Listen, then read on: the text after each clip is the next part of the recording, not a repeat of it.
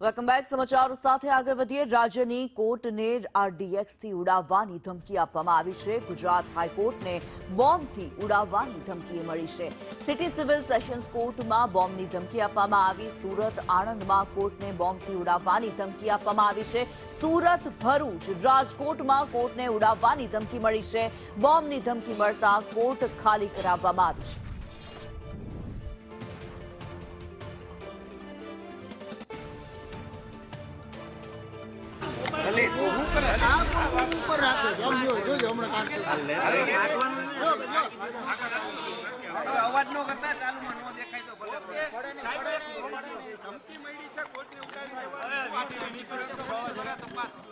રાજકોટ શહેર police control room દ્વારા એક ઈમેલ કંટ્રોલ રૂમને એક ઈમેલ મળેલ, જેમાં લખેલું હતું કે સેશન કોર્ટ નવી બિલ્ડિંગને બોમ્બ દ્વારા ઉડાવી દે અને ધમકી બાબતનો ઈમેલ મળેલ, જે અનુસંધાને કંટ્રોલ રૂમે બીડીડીએસ, એસઓજી તેમજ સ્થાનિક પોલીસ તેમજ ઉપરી અધિકારીઓને જાણ કરવામાં આવેલ અને તે અનુસંધાને આ બાબતે ઈમેલની ધમકી મળેલ તે બાબતે સેશન જજ સાહેબની મળી અને સેશન જજ સાહેબની સૂચનાથી કોર્ટની બિલ્ડિંગમાંથી તેમજ પરિસરમાંથી તમામ વ્યક્તિઓને બહાર નીકળવાની સૂચના આપી દેવાઈ છે અને બિલ્ડિંગ પરિસરમાંથી તમામ બહાર નીકળી ગયેલ છે અને અમુક વ્યક્તિઓ પરિસરની અંદર છે જે ધીમે ધીમે બહાર જઈ રહ્યા છે અને હાલમાં બીડીડીએસ તેમજ ડોગ સ્ક્વોડ દ્વારા બિલ્ડિંગનું ચેકિંગ ચાલુ છે। ત્યારબાદ એના કમ્પાઉન્ડનું બહારનું જે પાર્કિંગ તેમજ ગાર્ડન છે તેનું પણ ચેકિંગ કરવામાં આવશે।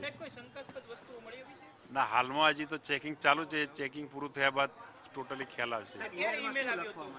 ઈમેલ સવારે આવ્યો, લગભગ 11 વાગે મને ફોન મળેલો, કંટ્રોલ રૂમ દ્વારા મને ફોન કરવામાં આવેલ, તેનાથી હું અહીંયા આવી અને આ બાબતે જાણ કરેલ છે। ઈમેલમાં લખેલું છે કે 1:55 વાગે બ્લાસ્ટ થશે અને એલટીટી ને વગેરે બધું લખેલું છે ઈમેલમાં ટોટલી। એ પછી ના, એમાં કોર્ટનો કોઈ કોર્ટો નહીં, પણ ગુજરાતની લગભગ તમામ કોર્ટોમાં આવો ઈમેલ કરેલો છે। સાયબરને એ બાબતે જાણ કરવામાં, સાયબર દ્વારા કોણનો ઈમેલ છે એ બાબતે ટ્રેસ કરવાની હાલમાં કામગીરી ચાલુ છે।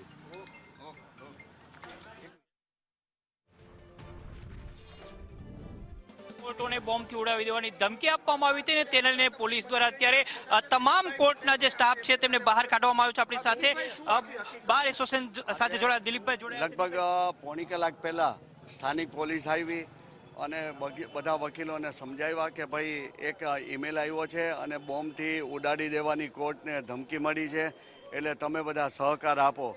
એટલે અમે પણ બધા વકીલોને સમજાવ્યા કે ભાઈ આપણે પણ પોલીસને સહકાર આપવો જોઈએ। બધા 1000થી વધુ વકીલો હાજર હતા, તેઓ કોર્ટ પરિસરની બહાર નીકળી ગયા અને મને લાગે 3 થી 4000 અસીલો શાહેદો એ આવેલા, એ પણ કોર્ટ પરિસરની બહાર નીકળી ગયા અને પોલીસને સહકાર આપ્યો। ધમકી મળી હતી, શું કહેશો? કોઈ તિખડી તત્વો છે કે પછી શું લાગે છે તમે? સાહેબ, આમાં વારંવાર આવી ધમકી મળે છે। આજે ગુજરાતના મોટી જે અદાલતો છે, સુરત છે, બરોડા છે, અમદાવાદ છે, રાજકોટ છે, આ બધામાં ધમકીઓ મળે છે અને આ વારવારનું કૃત્ય કોઈ ટીખડ કરતા હોય કે કાયદેસર જે ગુનાખોરી કરતા હોય એના દ્વારા મળી છે, એ કહી ન શકાય।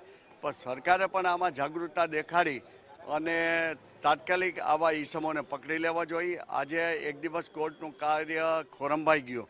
આજે ગુજરાત અને ભારતમાં લાખો કરોડો કેસ પેન્ડિંગ છે, તો આ કેસ પેન્ડિંગ છે એમાં એક દિવસનો વધારો થયો।